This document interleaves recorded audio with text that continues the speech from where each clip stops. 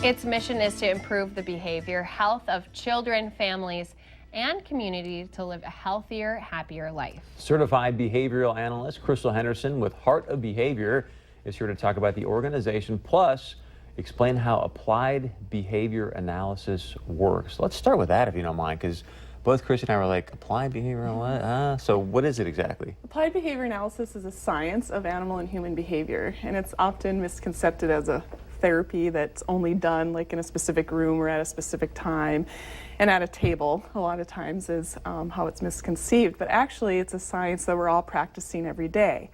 And the core of that science is what we call the ABCs. So there's antecedents that trigger us to behave in a specific way, and then consequences that maintain our behavior.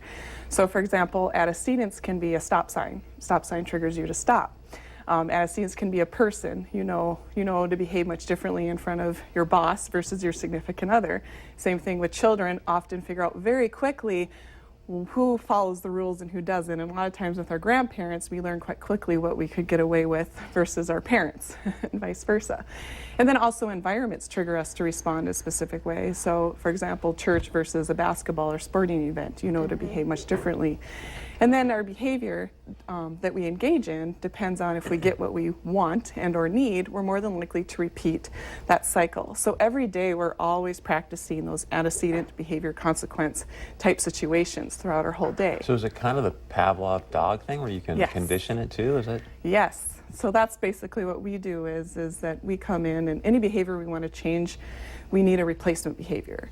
So we look at it as if we come in, and a lot of times we are demonstrating the replacement behaviors. For example, if a child is aggressive and they hit when they want a toy or they want something. Or they stick out their tongue. Right, or they eat erasers for troublemakers. attention.